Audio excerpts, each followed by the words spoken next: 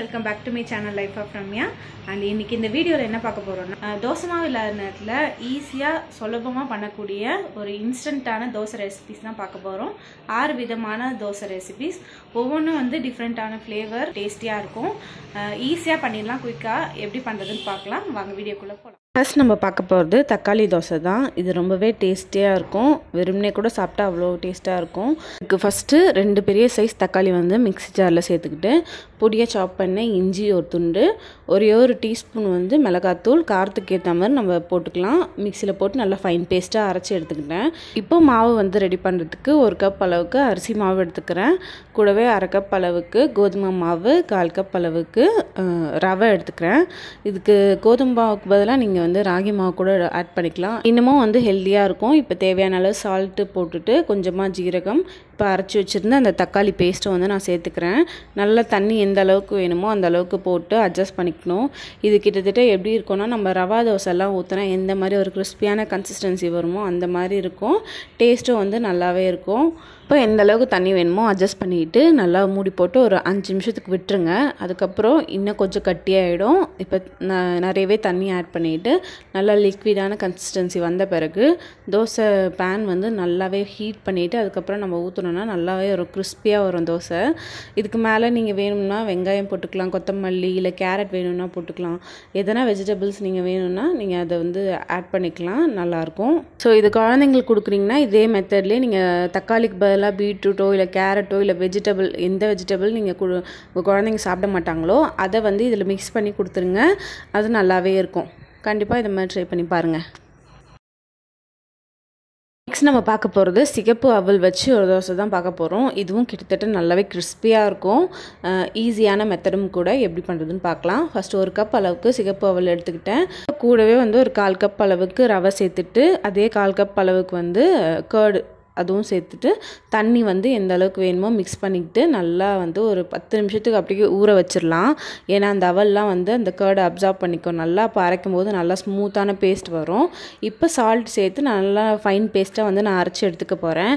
இப்போ ஒரு பவுலில் ட்ரான்ஸ்ஃபர் பண்ணிவிட்டு தேவைன்னா வந்து நீங்கள் வந்து பேக்கிங் சோடா வந்து ஆட் பண்ணிக்கலாம். ஆட் பண்ணிவிட்டு இந்த மாதிரி கன்சிஸ்டன்சியில் இருக்க மாதிரி தண்ணி வந்து அட்ஜஸ்ட் பண்ணிக்கோங்க. இப்போ தவா வந்து நல்லா சூடான பிறகு தோசை வந்து ஊற்றிக்கலாம். நல்லாவே வரும், பிரியாமல் அழகாக வரும். சொன்ன மாதிரி உங்களுக்கு வேறு எதனா வெஜிடபிள்ஸோ எதனா சேர்க்கணுனாலும் இது கூடவே வந்து அரைச்சி ஆட் பண்ணிக்கலாம். நல்லாயிருக்கும். டேஸ்ட்டில் வந்து எந்த ஒரு சேஞ்சஸும் இருக்காது. இந்த சிகப்பு அவலுக்கு பதிலாக நீங்கள் வந்து வெள்ளை அவல் கூட சேர்த்து இதே மாதிரி மெத்தடில் பண்ணிக்கலாம். அதுவும் நல்லா தான் இருக்கும். நெக்ஸ்ட் நம்ம பார்க்க போகிறது வந்து புதினா தோசை தான். இதுவும் வந்து நல்லா ஃப்ளேவர்ஃபுல்லாக இருக்கும் சாப்பிட்றதுக்கு. ஸோ இது எப்படி பண்ணுறதுன்னு பார்க்கலாம். ஃபஸ்ட் நான் வந்து புதினா வந்து எல்லாம் க்ளீன் பண்ணி எடுத்துக்கிட்டேன். 1 கை அளவுக்கு வந்து புதினா சேர்த்துட்டு கூடவே அதில் பாதி அளவுக்கு வந்து கொத்தமல்லியும் சேர்த்துட்டு 2 பச்சை மிளகா காரத்துக்கு ஏற்ற மாதிரி சேர்த்துட்டு கொஞ்சமாக இஞ்சி, ஜீரகம், உப்பு எல்லாத்தையும் போட்டு நல்லா வந்து கொஞ்சமாக தண்ணி ஆட் பண்ணி ஃபைன் பேஸ்ட்டாக அரைச்சிக்கிட்டேன். மாவு ரெடி பண்ணுறதுக்கு 1 கப் அளவுக்கு கோதுமை மாவு சேர்த்துட்டு இப்போ நான் அரைச்சி வச்சுருந்தேன் அந்த புதினா பேஸ்ட்டை வந்து நல்லா சேர்த்துக்கிட்டு தண்ணி எவ்வளோ வேணுமோ அட்ஜஸ்ட் பண்ணி நல்லா மிக்ஸ் பண்ணிக்கணும், கட்டி இல்லாமல். கரெக்டாக வந்து நம்ம கோதுமை மாவு தோசைலாம் ஊற்றுவோம் பார்த்திங்களா, அந்த மாதிரி தான் வந்து இதுவும். அரிசி மாவு வேணும்னா சேர்த்துக்கலாம். ஆனால் அரிசி மாவு எல்லாமே நல்லா தான் வருது. ஸோ தண்ணி எந்த அளவுக்கு வேணுமோ அட்ஜஸ்ட் பண்ணிவிட்டு தோசை வந்து ஊற்றிக்கலாம். நீங்கள் இதில் வந்து மின்ட்டுக்கு பதிலாக நீங்கள் வேறு எதனா கீரை கூட சேர்த்து செய்யலாம். அதுவுமே நல்லா தான் இருக்கும். ஸோ இந்த மாதிரி கன்சிஸ்டன்சி வந்த பிறகு நம்ம டைரெக்டாகவே வந்து தோசை வந்து ஊற்றிக்கலாம். நல்லா பேன் ஹீட் பண்ண பிறகு அழகாக தோசை ஊற்றிக்கலாம். இப்போ 2 பக்கமும் நல்லா திருப்பி போட்டு மீடியம் ஃப்ளேமில் அழகாக கிறிஸ்பியாக வரும் இந்த தோசை. இன்னமும் நல்லா கிறிஸ்பியாக வேணும்னா நீங்கள் கொஞ்சம் அரிசி மாவு இல்லை ரவை எல்லாம் ஆட் பண்ணிங்கன்னா, கர்ட்லாம் ஆட் பண்ணிங்கன்னா இன்னுமே நல்லா கிறிஸ்பியாக இருக்கும். ட்ரை பண்ணி பாருங்கள். நெக்ஸ்ட் நம்ம பார்க்க போகிறது வந்து சோள தோசை தான். இன்னொரு நேம் பார்த்திங்கன்னா ஜோவர் சொல்லிட்டு. இது வந்து நம்ம மோஸ்ட்லி சத்து மாவுலாம் அரைக்கிறதுக்கு இந்த சோளம் வந்து நம்ம யூஸ் பண்ணுவோம். அதோட பவுடர் வந்து நம்ம இப்போ கடையிலே வந்து கிடைக்கிது. ஸோ அந்த பவுடர் தான் நான் இன்றைக்கி வாங்கி யூஸ் பண்ணியிருக்கேன். 1 கப் அளவுக்கு சோள பவுடர் வந்து நான் ஆட் பண்ணிவிட்டு கொஞ்சமாக வெங்காயம், துருவின கேரட், 1 பச்சை மிளகாய், இஞ்சி, கூடவே கொஞ்சமாக வந்து ஜீரகம், உப்பு, கொஞ்சமாக வந்து கொத்தமல்லியும் சேர்த்துட்டு எந்த அளவுக்கு நம்ம வந்து தண்ணி வேணுமோ அந்த அளவுக்கு போட்டு அட்ஜஸ்ட் பண்ணிக்கணும். அதுக்கு முன்னாடி நல்லா மிக்ஸ் பண்ணி விட்டுட்டு தண்ணி சேர்த்து கட்டி இல்லாமல் நல்லா மிக்ஸ் பண்ணிக்கலாம். இந்த சோள மாவு வந்து நம்ம சேர்த்துருக்கிறதுனால நல்லா கிறிஸ்பியாகவே வரும் தோசை. ஸோ நம்ம வேறு எதுவுமே அரிசி மாவோ இல்லை ரவை எதுவுமே நம்ம சேர்க்க வேண்டிய அவசியம் கிடையாது. நல்லா கிறிஸ்பியாக ரவை தோசை மாதிரியே கன்சிஸ்டன்சிக்கு வரும் பாருங்கள். இந்த வெள்ளை சோள மாவு பார்த்திங்கன்னா உங்களுக்கு வந்து கிட்டத்தட்ட அந்த நம்ம ராகி தோசை எப்படி சாப்பிடுமோ அந்த டேஸ்ட்டில் இருக்கும். ஸோ இது வந்து கண்டிப்பாகவே சாப்பிட்லாம். ரொம்ப ஹெல்த்தியானதும் கூட. கண்டிப்பாக இது மாதிரி ட்ரை பண்ணி பாருங்கள். நெக்ஸ்ட் நம்ம பார்க்க போகிறது வந்து பொட்டேட்டோ தோசை தான். இதுவும் நல்லா கிறிஸ்பியான ஒரு தோசை, நல்லா ஃப்ளேவர்ஃபுல்லாக இருக்கும், டேஸ்ட்டாக இருக்கும் சாப்பிட்றதுக்கு. ஃபஸ்ட்டு ஒரு கப் அளவுக்கு நான் அரிசி மாவு எடுத்துக்கிறேன். ஒரு 2 டேபிள் ஸ்பூன் அளவுக்கு கடலை மாவு, ஒரு பெரிய சைஸ் உருளைக்கிழங்கு கட் பண்ணி சேர்த்துக்கிட்டேன்.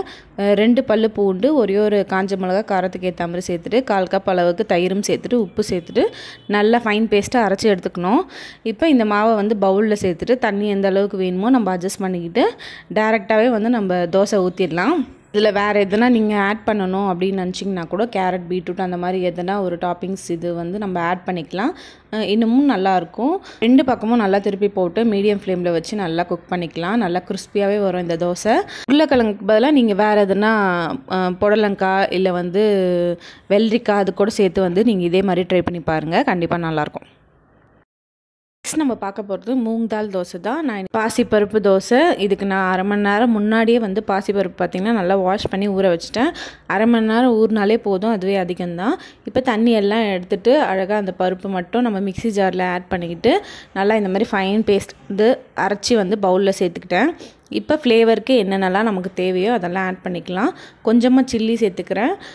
தேவையான அளவு வந்து பெருங்காயம், ஜீரகம், பொடியாக சாப் பண்ண ஜிஞ்சர் சேர்த்துக்கிறேன், கொத்தமல்லியும் சேர்த்துக்கிறேன், கொஞ்சமாக சில்லி ஃப்ளேக்ஸ். உங்களுக்கு வேணும்னா இதில் கொஞ்சம் வந்து கடலைப்பருப்பு, உளுத்தம்பருப்பு, வெங்காயம் அதெல்லாம் நம்ம தாளித்து அடைக்கு போடுவோம் பார்த்திங்களா, அந்த மாதிரி கூட போட்டுக்கலாம். இது கிட்டத்தட்ட வந்து அடையோட டேஸ்ட் இருக்கும். ஸோ அந்த மாதிரி மிக்ஸ் பண்ணிவிட்டு பேன் வந்து நல்லாவே ஹீட் ஆன பிறகு மீடியம் ஃப்ளேமில் வச்சு இந்த மாதிரி அழகாக தோசை ஊற்றிக்கலாம். அப்படி இல்லைன்னா இப்போ இதுவே வந்து ஒரு பேஸாக வச்சுட்டு இது மேலே நம்ம கொஞ்சம் வெஜிடபிள்ஸ் இல்லை பன்னீர், மஷ்ரூம் அந்த மாதிரி டாப்பிங்ஸ்லாம் போட்டு சீஸு, ஆரிகானோ அதெல்லாம் சேர்த்து கூட ஒரு மினி பீஸா மாதிரி கூட ரெடி பண்ணலாம். பீஸாவோட பேஸாக கூட இதை வச்சு ரெடி பண்ணலாம். அதுவுமே நல்லாயிருக்கும். கண்டிப்பாக ட்ரை பண்ணி பாருங்கள். இன்றைக்கி பார்த்த இந்த இன்ஸ்டன்ட் தோசை ரெசிபீஸ்லாம் உங்களுக்கு பிடிச்சிருக்கும்னு நினைக்கிறேன். கண்டிப்பாக நீங்களும் ட்ரை பண்ணி பார்த்துட்டு எப்படி இருக்குன்னு சொல்லுங்கள். நெக்ஸ்ட் ஒரு இன்ட்ரெஸ்டிங்கான வீடியோவில் பார்க்கலாம். தேங்க்ஸ் ஃபார் வாட்சிங்.